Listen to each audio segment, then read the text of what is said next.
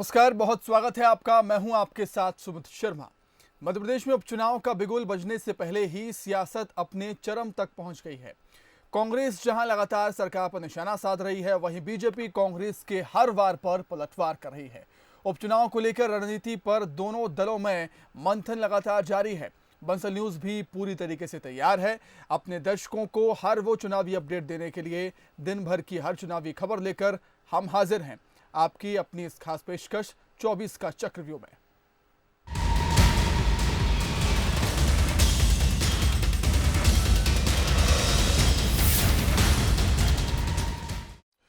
चौबीस सीटों पर होने वाले विधानसभा चुनाव के लिए बीजेपी में मंथन का दौर जारी है, लेकिन बीजेपी की मुसीबत कम होने की जगह बढ़ती दिखाई दे रही है। भांडेर के पूर्व विधायक घनश्याम पिरोनिया ने टिकट के लिए दावेदारी ठोककर पार्टी की मुश्किलें बढ़ा दी। कांग्रेस से बगावत करके बीजेपी में आई सिंधिया समर्थक रक्षा सिरोनिया को भांडेर से टिकट का दावेदार माना जा रहा है। बागी बढ़ा रहे बीजेपी की मुश्किल, पार्टी कैसे निकालेगी इसका हल। भांडेर से पूर्व विधायक ने ठोका दावा, कहीं निकल ना जाए एकजुटता की हवा। पार्टी विद डिफरेंस कही जाने वाली बीजेपी में उपचुनाव से पहले कई सीटों पर नेताओं के बीच डिफरेंस साफ नजर आने लगा है। बीजेपी में आए सिंधिया समर्थक नेताओं को टिकट मिलना लगभग तय माना जा रहा है।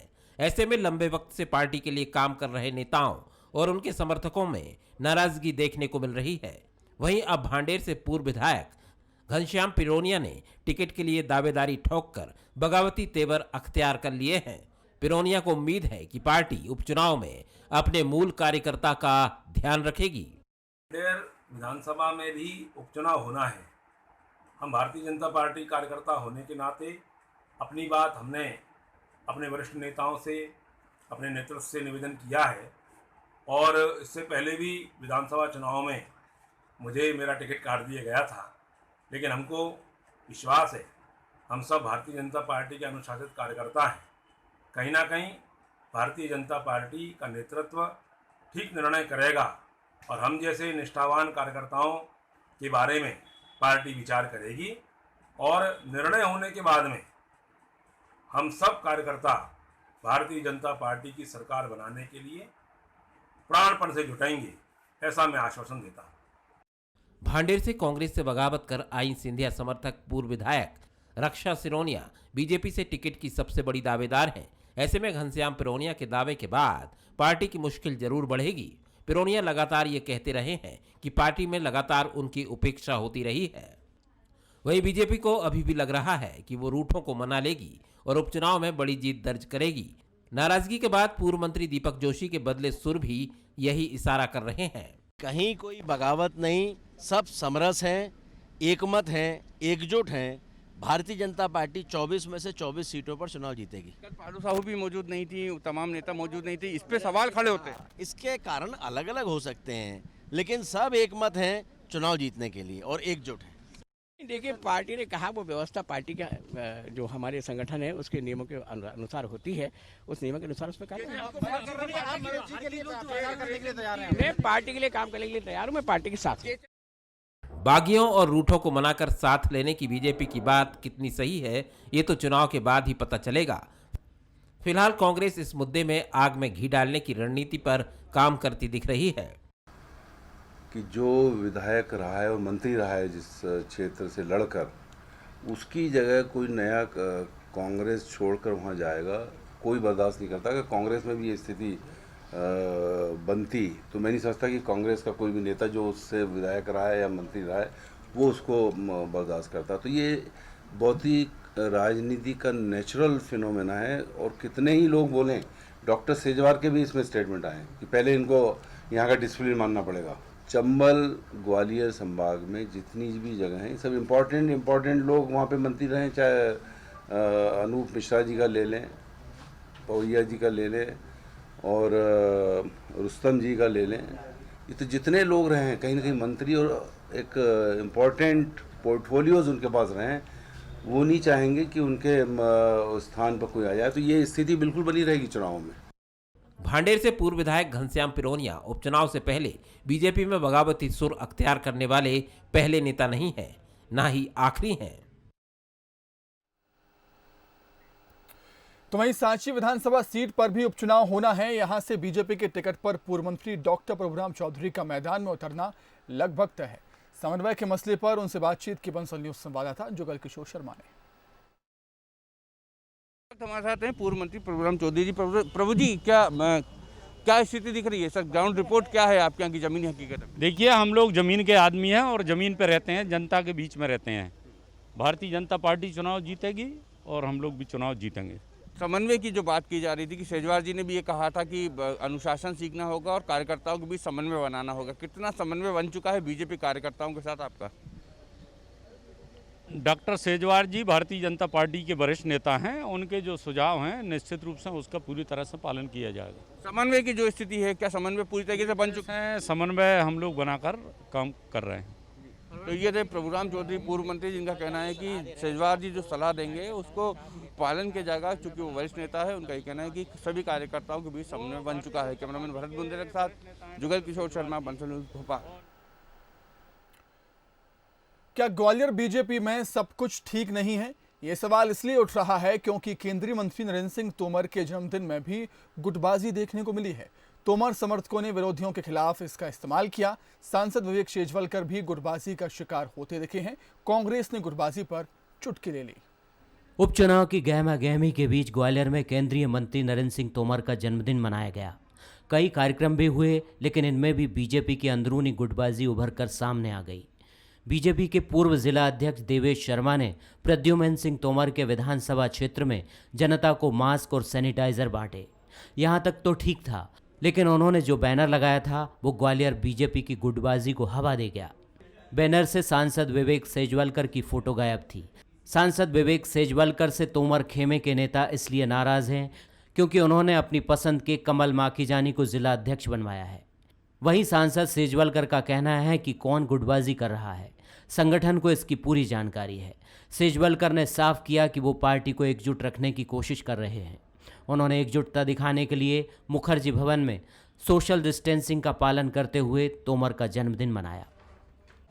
आज सुंदरकांड का पाठ यहाँ पर हो रहा है और सभी भारतीय जनता पार्टी के काफ़ी कार्यकर्ता यहाँ पर उपस्थित हैं। सोशल डिस्टेंसिंग का पालन हम कर रहे हैं, कोशिश कर रहे हैं और सफल भी हैं। जिस तरह कोरोना काल में जो एक तरह से प्रिकॉशन लेकर के करने की आवश्यकता थी, हमने प्रयास उसका किया है। बीजेपी अंदरूनी घमासान से परेशान है तो कांग्रेस इसे मौका मानकर सही वक्त के इंतजार में बैठी है। कांग्रेस का आरोप है कि तोमर के बर्थडे सेलिब्रेशन में गुटबाजी के चक्कर में बीजेपी ने सोशल डिस्टेंसिंग को भुला दिया। कांग्रेस का कहना है कि उपचुनाव के चक्कर में बीजेपी जनता की जान से खिलवाड़ कर रही है। इस समय भाजपा को कोरोना वायरस की चिंता नहीं है, महामारी की चिंता नहीं है, ना उन्हें डिस्टेंसिंग का पालन करना है, उन्हें कोई भी नियम नहीं मानना, उन्हें केवल और केवल अपनी राजनीति चमकानी है, उपचुनाव जीतना है। जनता के स्वास्थ्य से उनका कोई लेना देना नहीं।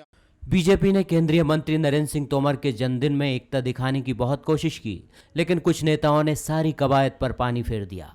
आजकल बीजेपी की गुटबाजी के चर्चे दिल्ली तक है। पार्टी ने अगर जल्द डैमेज कंट्रोल की कवायद नहीं की तो उपचुनाव में बीजेपी को इसका खामियाजा भुगतना पड़ सकता है। प्रहलाद सेन, बंसल न्यूज, ग्वालियर। नरेंद्र सिंह तोमर के जन्मदिन पर कलरा में लगे बधाई पोस्टर्स में ज्योतिरादित्य सिंधिया की तस्वीर गायब दिखी है। पोस्टर से सिंधिया की तस्वीर गायब क्या हुई? कांग्रेस को सिंधिया पर तंज कसने का मौका मिल गया। कांग्रेस के नेताओं ने पोस्टर से गायब तस्वीर को सिंधिया का अपमान बताते हुए सिंधिया को ही दोषी बता दिया। ये पोस्टर बीजेपी किसान मोर्चा के प्रदेश अध्यक्ष रणवीर सिंह रावत और नगर परिषद अध्यक्ष के नाम से लगाए गए थे।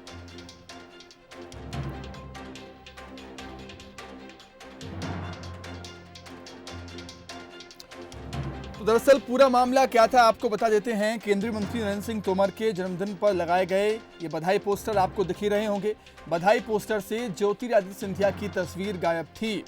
तस्वीर गायब होने को लेकर कांग्रेस ने सिंधिया पर तंज कस दिया, चुटकी ले ली और इसके लिए सिंधिया को ही दोषी करार दिया है।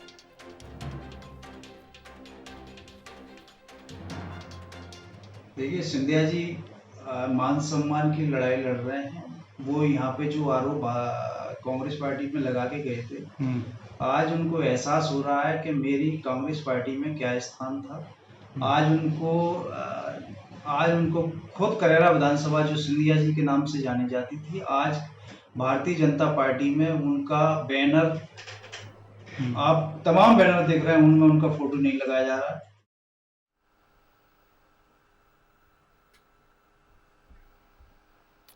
शिवपुरी के पोहरी में उपचुनाव के पहले कांग्रेस नेताओं का विवाद हो गया। विवाद इतना बढ़ा कि पोहरी विधानसभा उपचुनाव के लिए प्रभारी बनाए गए वरिष्ठ कांग्रेस नेता राजकुमार पटेल की मौजूदगी में ही गाली गलौच हो गई। मामला इतना बिगड़ गया कि राजकुमार पटेल को बीच बचाव करना पड़ा। अगर ऐसे ही चला तो पोहरी पर कब्जा कांग्रेस के लिए सपना बनकर रह जाएगा। मध्य प्रदेश कांग्रेस की गुटबाजी और अंतर्कलह जग जाहिर है। आए दिन कांग्रेस नेताओं के बयान और आरोप प्रत्यारोप सुर्खियां बटोरते हैं। कई बार तो नौबत मारपीट और गाली गलौज तक पहुंच जाती है। शिवपुरी के पोहरी से आई तस्वीरें भी यही कुछ कहानी बयां कर रही हैं, जहां उपचुनाव का भूत नेताओं के सिर पर सवार होने लगा है। पोहरी विधानसभा के प्रभारी पूर्व मंत्री राजकुमार पटेल के सामने ही पोहरी ब्लॉक अध्यक्ष आफाक अंसारी और यूथ सेवा दल के अध्यक्ष शिभांश जैमिनी आपस में भिड़ गए, जिसके बाद राजकुमार पटेल को बीच बचाव करना पड़ा। कांग्रेस की कलह पर बीजेपी जमकर निशाना साध रही है। कांग्रेस में तो ऐसे दृश्य दिखाई देंगे जैसे किसी फिल्म को सफल बनाने के लिए बहुत सारे मसालों की आवश्यकता होती है। तो ये तो कांग्रेस का मूल चरित्र है। यहाँ नेता लड़ते झगड़ते रहते हैं। पोहरी में शिवपुरी जिले में राजकुमार पटेल जी के समक्ष कांग्रेस के ब्लॉक अध्यक्ष और युवा नेता की जो भिड़ंत हुई है, अभी चुनाव आने दीजिए। ये तो हर विधानसभा क्षेत्र में हर मौके चौके पर इस प्रकार के दृश्य हम सबको दिखाई पड़ेंगे। बीजेपी जहां कांग्रेस की कलह पर चुटकी ले रही है, वहीं कांग्रेस है कि सुधरने को तैयार नहीं है। प्रभारी के सामने मारपीट के बाद किसान कांग्रेस के प्रदेश सचिव आनंद धाकड़ ने राजकुमार पटेल को पोहरी विधानसभा क्षेत्र के प्रभारी पद से हटाने को लेकर पूर्व मुख्यमंत्री कमलनाथ को पत्र लिखा है। धाकड़ ने राजकुमार पटेल पर गंभीर आरोप लगाए हैं। मैंने माननीय कमलनाथ जी पूर्व मुख्यमंत्री जी को पत्र से अवगत कराया है कि राजकुमार पटेल जी को जो पोहरी विधानसभा उपचुनाव के लिए प्रभारी बनाया गया है उनको हटाया जाए, क्योंकि राजकुमार पटेल जी के नज़दीकी रिश्तेदार भी पोहरी विधानसभा से टिकट की दावेदारी कर रहे हैं और राजकुमार पटेल जी के द्वारा रात्रि विश्राम और भोजन नज़दीकी रिश्तेदारों के यहाँ जाके किया जा रहा है, बल्कि उनके नाम से रेस्ट हाउस में कमरा बुक है। इस तरीके से सार्वजनिक रूप से जाना ये कांग्रेस कार्यकर्ताओं के लिए भी अच्छी बात नहीं है और जो लोग टिकट की मांग कर रहे हैं उनको उनका जो मनोबल है वो भी गिरता है इससे। 2018 के चुनाव में पोहरी से सुरेश धाकड़ ने कांग्रेस के टिकट पर जीत हासिल की थी। सुरेश धाकड़ अब सिंधिया के साथ बीजेपी का दामन थाम चुके हैं। ऐसे में कांग्रेस को जरूरत है कि वो एक होकर पोहरी फतह करने की कोशिश करे, लेकिन जिस तरह से गुटबाजी हो रही है उसको देखकर पोहरी पर कब्जा कांग्रेस के लिए टेढ़ी खीर साबित होने वाला है। फरमान अली, बंसल न्यूज, शिवपुरी। उपचुनाव को लेकर हाट पिपलिया में भी सियासी सरगर्मी बढ़ने लगी है। बीजेपी की ओर से कांग्रेस के बागी और सिंधिया समर्थक मनोज चौधरी प्रत्याशी के तौर पर लगभग फाइनल हो चुके हैं, तो असंतुष्ट नेताओं को मनाने का काम भी जारी है। वहीं दूसरी तरफ कांग्रेस भी अब इस सीट पर अपने दावेदारों को लेकर सक्रिय हो गई है। पूर्व विधायक ठाकुर राजेंद्र सिंह बघेल का परिवार एक बार फिर इस सीट से उतरने का मन बना रहा है। राजेंद्र सिंह बघेल के बेटे राजवीर सिंह बघेल टिकट के लिए दावेदारी कर रहे हैं। वहीं ठाकुर समाज के ही एक और नेता तंवर सिंह चौहान, जो कमलनाथ सरकार में दुग्ध महासंघ के अध्यक्ष थे, वो भी इस सीट से अपनी दावेदारी जता रहे हैं। दोनों नेताओं का कहना है कि उपचुनाव में जनता दल बदलुओं को धूल चटाएगी। कांग्रेस नेताओं का आरोप है कि मनोज चौधरी समेत सभी 22 विधायक लेन देन करके बीजेपी में गए। 7 विधानसभा में इस विधानसभा से लड़ा हूं और करीब 35 साल से इस विधानसभा क्षेत्र के एक एक गांव में एक एक मतदाता से मेरा जीवित संपर्क रहा है। मैंने कभी भी अपने मतदाताओं को और अपने कार्यकर्ताओं को अपने से अलग नहीं होने दिया। सबका जुड़ाव मेरे और मेरे परिवार के साथ है और आगे भी मेरे परिवार के साथ रहेगा। पार्टी मुझ पर विश्वास जताएगी।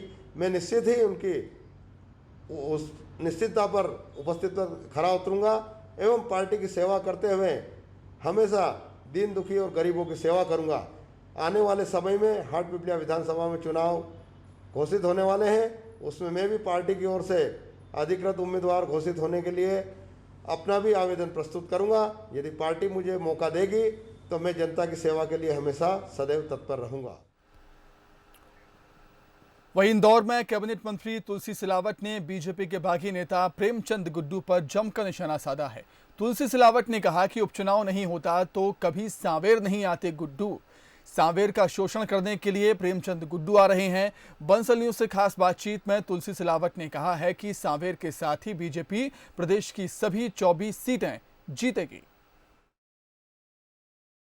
सांवेर विधानसभा सीट पर पूरे प्रदेश की नजरें लगी हुई है और इस वक्त हमारे साथ में मंत्री तुलसी सिलावट मौजूद हैं। मंत्री जी, सबसे पहली बात यह है कि किस तरीके की तैयारियां चल रही है? देखो, सांवेर मेरे रग रग में बसी है। सांवेर के परिवार का एक सदस्य हूँ मैं। सांवेर के दुख में सुख में मैं सम्मिलित रहता हूँ। मैं कोई 2 दशक के बाद सांवेर के बीच में नहीं आया। जब भी आवश्यकता पड़ी, जब विकास हो, प्रगति हो, उन्नति हो। मंत्री जी, एक अहम सवाल यह है, कांग्रेस को कितनी बड़ी आप चुनौती मांगते हैं? क्योंकि प्रेमचंद गुड्डू लगातार जो है आरोप भी लगा रहे हैं, लगातार उनकी तरफ से बयान भी सामने आ रहे हैं। मैं उनका नाम लेना पसंद ही नहीं करता हूँ। जो व्यक्ति, उनसे ये पूछो 2018 में कांग्रेस क्यों छोड़ी, वो भारतीय जनता पार्टी क्यों ज्वाइन की, क्यों सम्मिलित हुए, कारण बतलाएं। और चुनाव लड़े, फिर अब भारतीय जनता पार्टी छोड़ रहे हैं, फिर कांग्रेस ज्वाइन कर रहे हैं। ये आम नागरिक, आम जनता से ये तो बतलाएं कि कारण क्या है। और जो ये बात कर रहे हैं, आज उपचुनाव नहीं होता तो वो सांवेर कभी आते क्या? ऐसा क्या कर दिया सांवेर में? सांवेर में आपने किया क्या जो एक मेरी सांवेर को शोषण करने के लिए आ रहे हो? सांवेर प्रगतिशील मेरा क्षेत्र है, वहाँ विकास और प्रगति कोई नहीं रोक पाएगा। मेरी उनसे कोई, कांग्रेस तो धरातल पे चली गई है। जिस दिन से ज्योतिरादित्य सिंधिया जी के नेतृत्व में मध्य प्रदेश के हजारों कार्यकर्ताओं ने भारतीय जनता पार्टी सम्मिलित की, कांग्रेस धरातल में चली गई। कांग्रेस बची कहाँ है? खैर, कोई चुनौती नहीं, चुनौती मेरा सांवेर और विकास की प्रगति है। कोई भी चुनाव गंभीरता से लेना चाहिए। यहाँ पर ये हैं मंत्री तुलसी सिलावट जी, साफ तौर पर जिस तरीके से यहाँ पर महासंग्राम देखने को मिल रहा है, सांवेर की सीट पर पूरे प्रदेश भर की नज़रें हैं। उस बीच में ना सिर्फ सांवेर बल्कि 24 जो सीटें हैं विधानसभा की, वो जीतने का भी यहाँ पर दावा किया है। साथ ही कांग्रेस पर भी सीधे तौर पर उन्होंने निशाना साध दिया है। इंदौर से कैमरा पर्सन जितेंद्र मकवाने के साथ पीयूष पारे, बंसल न्यूज़। मुरैना विधानसभा से भाजपा के प्रत्याशी पूर्व विधायक रघुराज कंसाना ने पूर्व सीएम कमलनाथ पर आरोप लगाया है कि उन्होंने मुरैना जिले के विधायकों का कोई भी काम नहीं किया, जिसके चलते कांग्रेस से इस्तीफा दिया है। कंसाना का कहना है कि कांग्रेस की करनी और कथनी में बहुत अंतर है। कांग्रेस सरकार ने किसानों, बेरोजगार युवाओं के साथ छल किया। उनका कहना है कि बीजेपी में शामिल होने के बाद वो क्षेत्र में बेरोजगारी, किसानों की समस्या जैसे कई मुद्दों को लेकर चुनावी मैदान में जनता के बीच जाएंगे। अभी हाल ही में बीजेपी में शामिल हुए पूर्व विधायक रघुराज कंसाना जी हैं, उनसे हम बात करते हैं कि ये जो विधानसभा का चुनाव है, किन मुद्दों पर आप जनता के सामने जाओगे? क्योंकि मैं अभी हाल ही भारतीय जनता पार्टी में सम्मिलित हुआ हूँ, तो आपने कहा किन मुद्दों को लेकर, हम विकास के मुद्दों को लेकर जनता के बीच में जाएंगे। बेरोजगारी के मुद्दे हैं, उनको लेकर जनता में जाएंगे। जो काम 1.5 साल में कांग्रेस सरकार ने नहीं किए, उन मुद्दों को लेकर जनता के बीच में जाएंगे। भारतीय जनता पार्टी विकास की राजनीति करती है, चाल और फरेब की राजनीति नहीं करती। जो वादे किए हैं, वो कहे हैं, वो पूरे किए हैं। कांग्रेस का सर साफ तौर पर आरोप है कि 15 जो महीने कांग्रेस की सरकार रही, उसमें कोई भी मुरैना जिले में कोई भी काम ऐसा नहीं हुआ है जो आपसे बगैर पूछे हुआ हो, चाहे वो ट्रांसफर की बात हो, चाहे किसान की कोई योजना की बात हो या बेरोजगार की बात हो।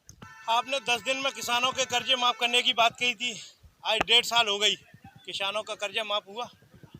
आपने कितने ट्रांसफर लिए, मुख्यमंत्री जी स्वयं बताएं, और कितने ट्रांसफर हुए हैं? यह कहते हैं ना कि विधायकों के कहने से काम हो रहे थे। विधायकों ने क्षेत्र के विकास की जो मांगें रखी थी वो कितनी पूरी हो गई हैं, ये बताएं कि कौन सी मांग पूरी हो गई है।